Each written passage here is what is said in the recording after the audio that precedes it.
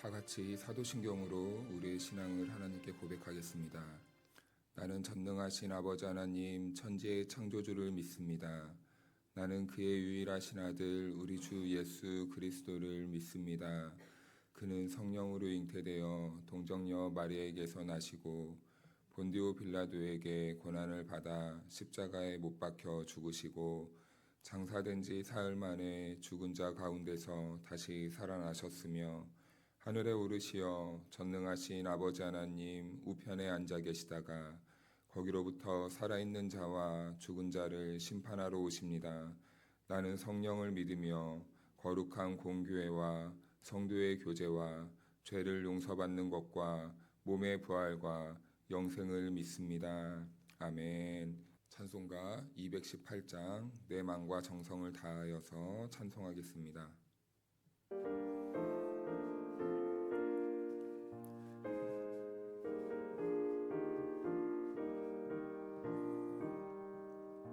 내 마음과 정성을 다하여서 주 너의 하나님을 사랑하라.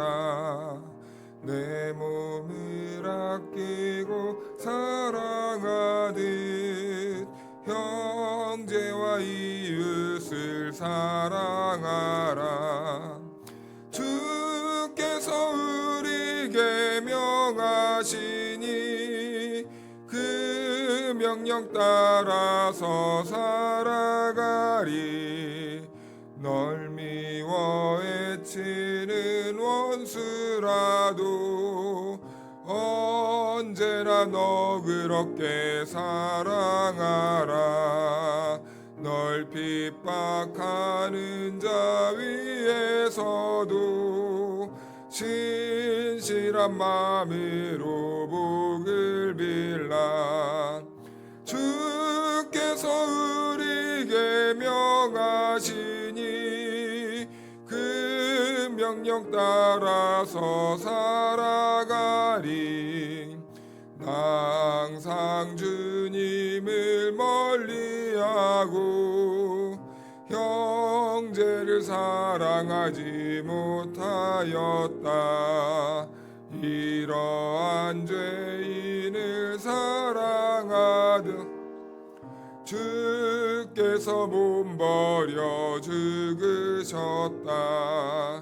속죄의 큰 사랑 받은 이 몸 내 생명 바쳐 충성하리. 아멘. 오늘 우리에게 주신 하나님의 말씀은 고린도전서 6장 1절에서 6절 말씀 한 절씩 교독하겠습니다. 너희 중에 누가 다른 이와 더불어 다툼이 있는데 구태여 불의한 자들 앞에서 고발하고 성도 앞에서 하지 아니하느냐.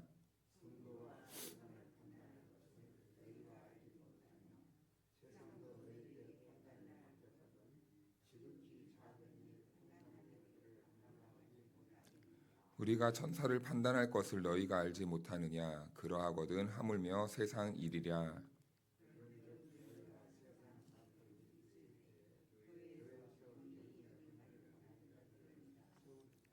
내가 너희를 부끄럽게 하려 하여 이 말을 하노니 너희 가운데 그 형제 간의 일을 판단할 만한 지혜 있는 자가 이같이 하나도 없느냐.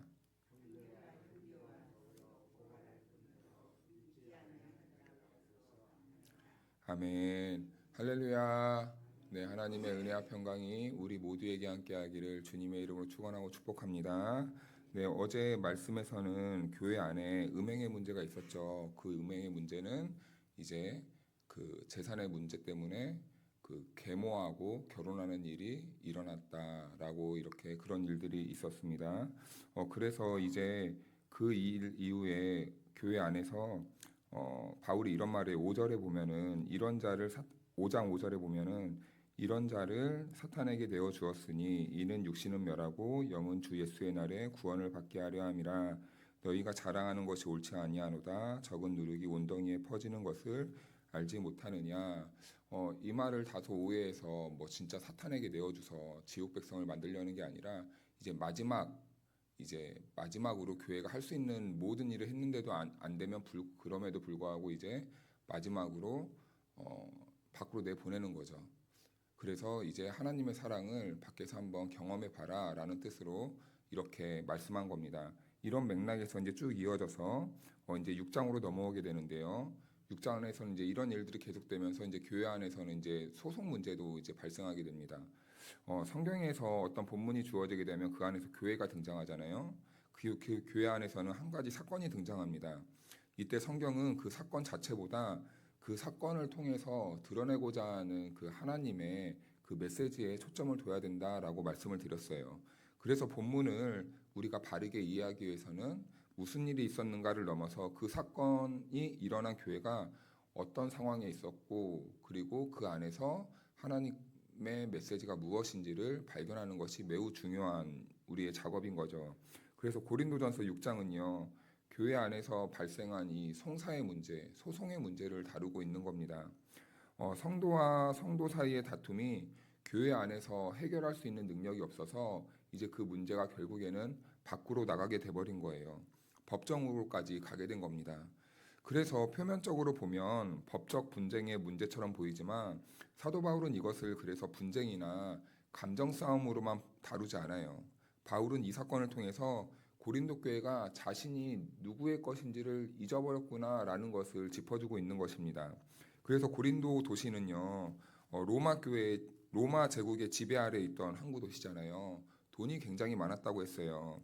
그래서 사람이 끊임없이 오가는 도시였고 자연스럽게 법과 행정 시스템도 로마의 그 질서 안에 있었습니다. 그래서 로마의 형사법은요, 비교적 굉장히 공정했어요. 그런데 형사법과 다르게 이 민사법은요, 이 공정하지 못한 부분이 굉장히 많이 있었습니다. 왜냐하면 이 민사법은 그 송사를 해결할 때 금전거래가 굉장히 많았다고 해요. 그래서 이 개인 간의 소송이 많았는데 금전거래가 많이 오고 가는 일들이 비일비재했다고 합니다. 결국엔 이건 무슨 말이냐면 형사법은 나름대로 공정했지만 민사에 있어서는 로마법이 돈이 오고 가는 것을 허용해 줌으로써 힘과 권력이 있는 사람들이 그 법을 마음대로 주무를 수 있는 매우 유리한 구조를 가지고 있었다는 것이죠. 그런데 재산 문제로 계모와 음행한 문제와 마찬가지로 이런 도시의 분위기가 교회 안으로까지 스며들었다는 겁니다. 그래서 이 고린도 교회가 이런 문제가 있어서 교회의 비극이었다는 거예요. 지금까지 고린도 교회의 상황을 보니까 로마의 가치와 문화가 교회 안에 그대로 답습하고 있는 모습을 보입니다. 교회가 교회답고 교회가 거룩성을 유지하고 교회가 예수님의 그 가치를 가지고 그런 모습으로 세워져야 되는데 교회 안에도 들어와 보니까 로마 사회하고 별다를 거 없네 이런 분위기가 된 거예요. 교회 안에 오니까 뭔가 다를 줄 알았는데 똑같네 이런 분위기가 된 겁니다. 로마 사회가 어떤 사회입니까? 힘과 권력이 주무르는 사회잖아요. 돈이면 된다라는 사회잖아요. 힘이 곧 선이고 힘이 곧 선이고 돈이면 무슨 일이든 다 할 수 있는 그런 구조. 그런데 고린도 교회 안에서도 그랬다라는 것입니다. 힘과 권력과 돈이 지배하고 붙잡는 구조가 바로 고린도 교회였다는 거예요.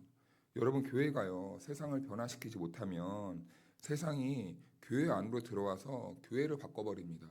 이것은 무슨 말이냐면 우리 교회가 세상을 정화시키지 못하고 세상에서 성도로서 교회로서 기준이 되지 못하면 결국엔 교회 안에도요 이 세상의 가치가 들어와서 세상 또한 이 교회 또한 세상의 것과 세상과 똑같아지는 이런 모습을 보이게 된다는 것이죠.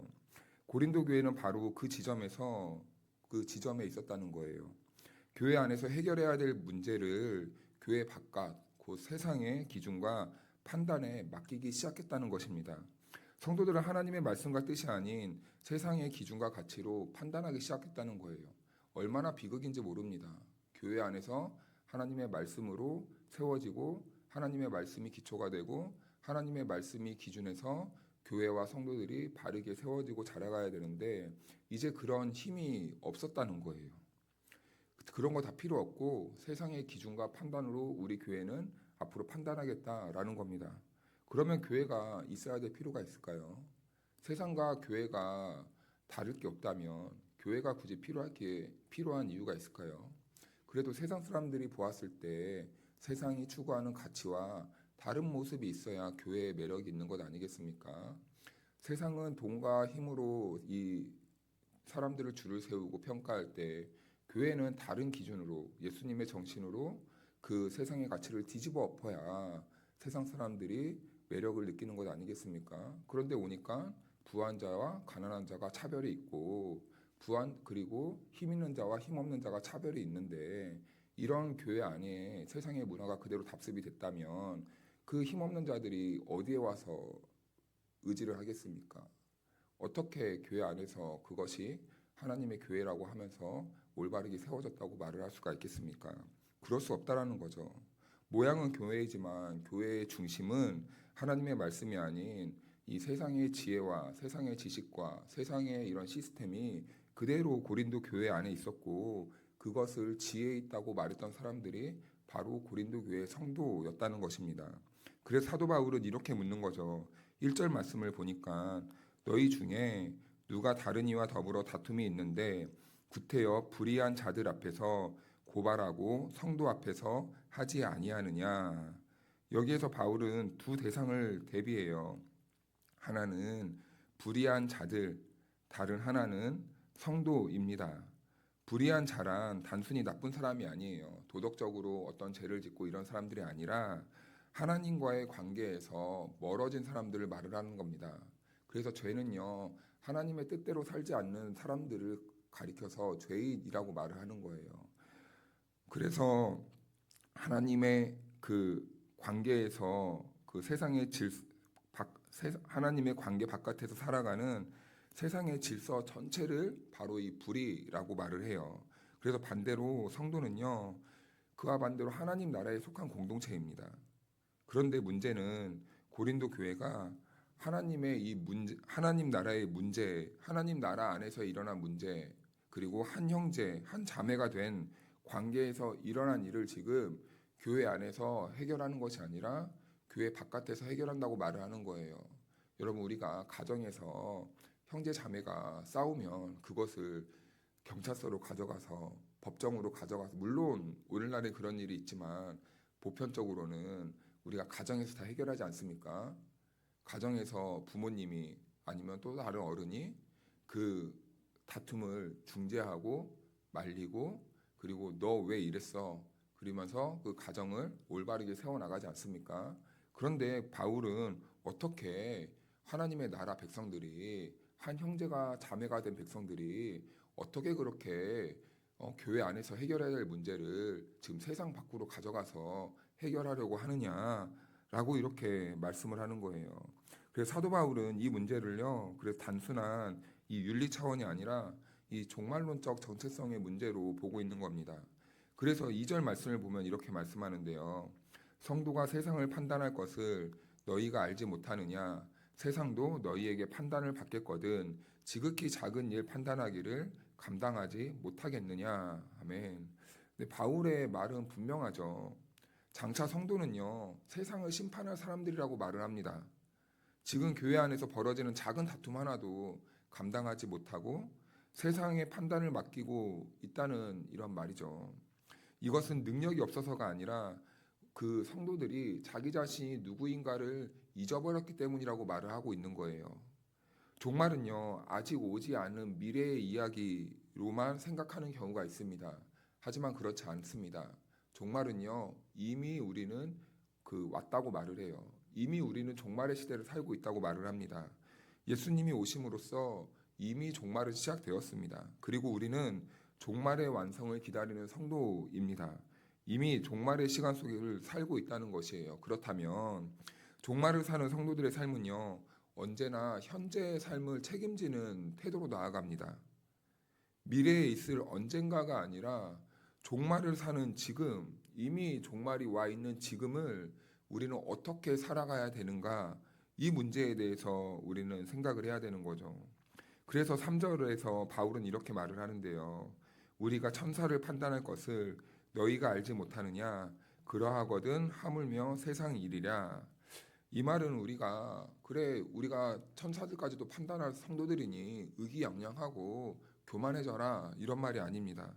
오히려 성도의 자리가 얼마나 무거운 자리인지를 깨우는 말이에요. 우리는 주님과 함께 왕노릇할 자들이고 그분의 통치에 참여할 하나님의 백성들입니다.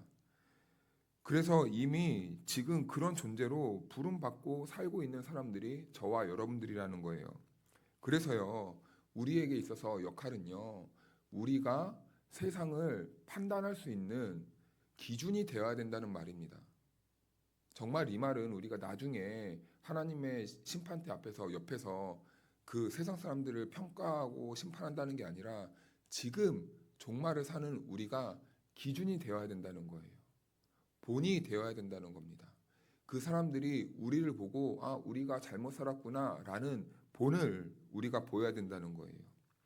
그런데 그런 사람들이 교회 안, 그것도 십자가로 한 형제와 자매 사이에서 벌어진 문제를 세상 법정으로 끌고 가고 판단받고 있다면 그것은 교회의 기능도 무너졌고 교회의 권위도 더 이상 필요 없어졌다는 겁니다. 동시에 교회의 믿음마저도 무너지게 된 것이죠. 사랑하는 성도 여러분, 사도 바울이 고린도 교회를 향해 던진 책망은요, 단순히 고소고발, 송사하지 말라 이런 윤리적인 훈계가 아니었습니다. 그것은요, 그 안에 감추어진 본질은 고린도 교회 자신, 성도들 자신이 지금 누구인가를 잊어버리고 있었다는데 아픔이 있는 거예요. 성도는 장차 세상을 판단할 사람들, 그리고 세상의 기준이 될 사람들인데 오히려 세상 앞에서 부끄러워지고 있는 모습을 보여주고 있는 것입니다. 가끔 이런 기사들을 볼 때 정말 작은 가정에서 그 문제가 일어나서 소송을 합니다. 그런데 그 소송의 문제를 가만히 보면 부모의 유산 때문에 하물며 그 남매가 있었는데 500만 원 때문에도 소송을 하더라고요. 500만 원 때문에. 왜 네가 다 가져가냐. 돈 앞에서는요, 여러분, 정말 가족도 필요 없는 것 같습니다. 세상에 500만 원 때문에 고소고발을 하는 형제 자매가 어디 있습니까? 근데 지금 교회가 딱 그 꼴 났다는 겁니다. 그렇게 작은 일 하나도 너네들이 못 이겨서 되겠느냐. 그래서 바울은 오히려 세상 앞에 교회의 문제를 들고 나가 판단을 구하고 있기 때문이라고 지금 지적하고 있는 거예요. 바울은 이것을 지혜의 문제로 본 것입니다. 그러나 그 지혜는 세상이 말하는 지혜가 아니죠. 바울은 세상이 말하는 지혜로 너네들이 판단하지 말라는 게 아닙니다. 고린도 교회 성도들이 자랑하던 지혜는 결국 십자가가 없는 자랑이었던 거예요. 지혜였던 거죠. 십자가를 통과하지 않은 지혜로 지금 교회에서 이런 일들을 하고 있었다는 겁니다. 참된 지혜는 무엇입니까? 참된 지혜란요, 예수님을 통과한 지혜입니다. 우리가 가지고 있는 상식과 판단을요, 예수님의 십자가 앞에 내어놓고 십자가로 다시 해석하는 것이 하나님 나라의 지혜라는 거예요. 그리고 그분의 지혜는요, 십자가에서 가장 분명하게 드러났죠. 어떻게 드러났습니까? 자기 권리를 주장하지 않았어요. 억울함도 설명하지 않았습니다. 침묵으로 모든 불의를 감당하신 그 모습이 바로 예수님이 보여준 하나님 나라의 지혜였다는 겁니다. 그래서요, 바울은 차라리 너희가 불의를 당해버려라 라고 말하는 거예요. 차라리 속으라고 말합니다. 이 말은 억울함을 참고 살라는 인내 훈련이 아닙니다. 이미 우리의 모든 억울함이 십자가에서 끝났다는 믿음이 있기 때문에 우리는 그렇게 할 수 있는 겁니다. 우리는 억울하지 않아서 그냥 참아내는 사람들이 아니에요.